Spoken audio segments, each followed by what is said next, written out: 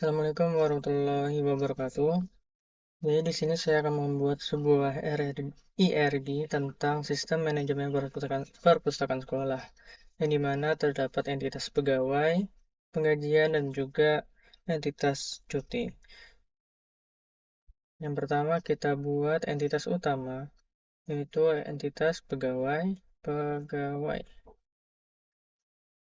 Setelah itu kita masuk ke atribut dan memberikan atribut. Yang pertama di pegawai ada atribut yaitu ID pegawai. Kita klik logical, terus kita klik tipe datanya itu char, terus kita masukkan berapa ukurannya yaitu 4 dan kita klik primary key. Kita klik apply. Terus kita masukkan atribut yang lain yaitu ada nama pegawai, dia mandatory. Kita klik logical, kita masukkan tipe datanya yaitu varchar.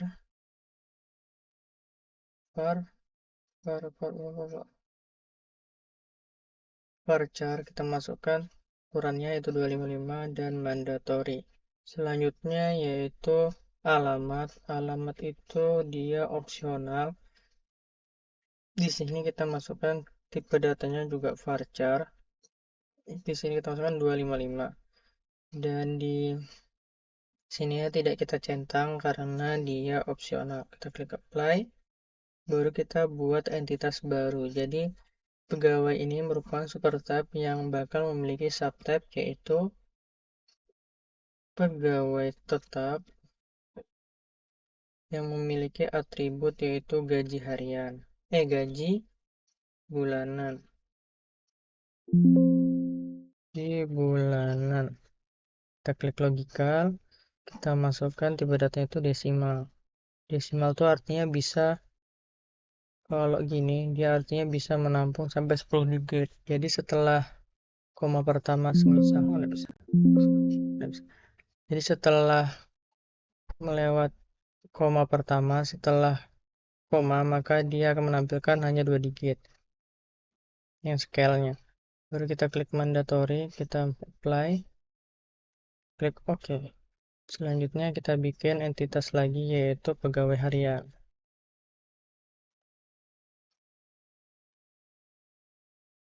Kita klik apply, kita masukkan atributnya yaitu upah harian.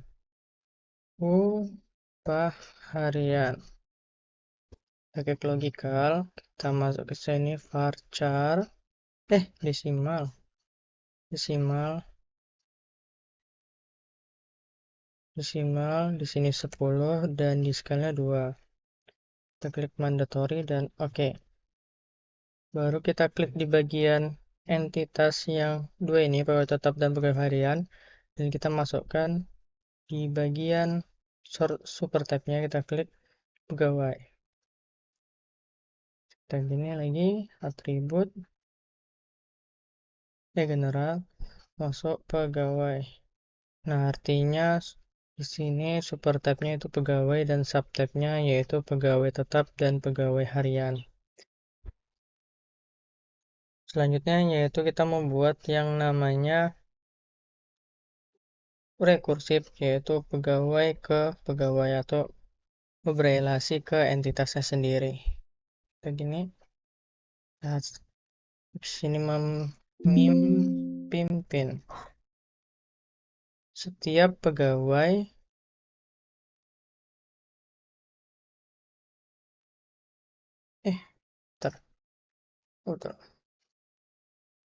Setiap pegawai harus, ini kita klik, harus memimpin satu atau banyak pegawai, tapi setiap pegawai harus dipimpin satu dan hanya satu pegawai.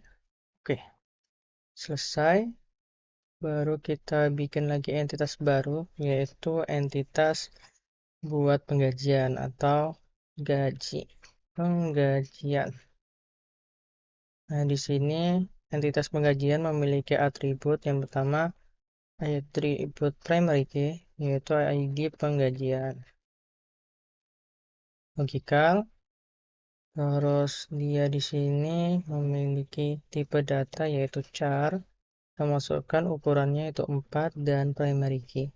Klik apply, baru kita masukkan atribut kedua yaitu ID pegawai sebagai primary key, cuma dituliskan dulu biar kelihatan. Sebagai entitas foreign key. Di sini sebagai entitas foreign key, kita masukkan tipe datanya itu char. Karena ini nggak masuk mode engineer, jadi dilihatkan dari awal saja. Karena itu 4. Primary key, mandatory, apply. Terus ini atribut yang ketiga yaitu gaji. Gaji logikal desimal 10 dan 2. Baru kita masukkan mandatory. Terus di sini ada tanggal gajian dengan tipe data yaitu date. Tanggal gajian. Date. Terus mandatory. Kita klik apply. Terus kita buat lagi entitas terakhir yaitu entitas cuti. Karena setiap pegawai dapat memiliki hak yaitu cuti. Sehingga masukkan ID cuti. Logika kita masukkan tipe data yaitu char dengan ukuran 4. Kita masukkan sebagai primary key. Terus kita masukkan atribut kedua yaitu ID pegawai sebagai foreign key. Kita logikal, kita masukkan tipe datanya itu char. Char masukkan yaitu 4 dan di sini mandatory. Baru selanjutnya kita masukkan lagi tanggal mulai cuti. Kita logikal, terus kita masukkan tipe datanya itu date, baru di sini mandatory. Dan yang terakhir yaitu status. Status di sini mandatory karena statusnya itu harus wajib, apakah dia diterima atau ditolak. Harus diisi. Varchar. Varchar 12. Klik apply. Kita klik OK. Baru kita lakukan relasi. Atau relasinya. Di sini kita menggunakan kardinalitas yaitu one to many. Dari penggajian one to ke pegawai. Sini kita gunakan relasinya yaitu terima. Dengan cara pembacaan atau redisnya nanti saja. Setiap penggajian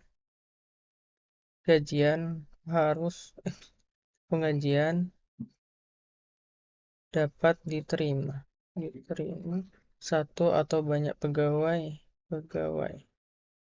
sedangkan setiap pegawai harus menerima satu dan hanya satu penggajian. Oke.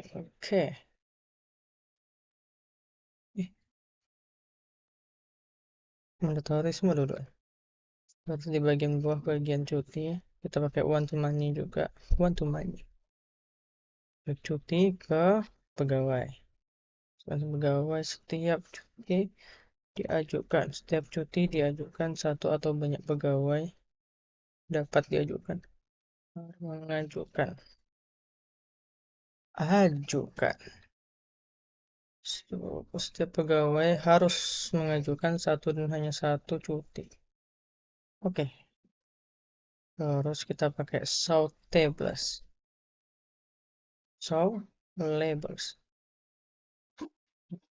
Ini kita baikin dulu.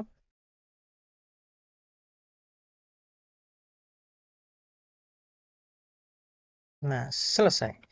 Jadi yang pertama kita baca dari atau pembacaan rdisnya kita dari kanan yaitu setiap penggajian harus diterima satu atau banyak pegawai, sedangkan setiap pegawai harus menerima satu dan hanya satu penggajian.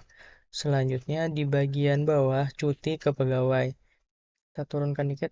Nah, artinya setiap cuti ini di opsional dapat diajukan satu atau banyak pegawai, sedangkan setiap pegawai dia harus di sini kan mandatory harus mengajukan satu dan hanya satu cuti. Selanjutnya di sini rekursifnya, di sini opsional. Di sini rekursifnya yaitu setiap pegawai harus memimpin satu atau banyak pegawai, sedangkan setiap pegawai harus dipimpin satu dan hanya satu pegawai. Mungkin itu saja yang dapat saya sampaikan, kurang lebihnya saya mohon maaf. Saya akhiri, wassalamualaikum warahmatullahi wabarakatuh.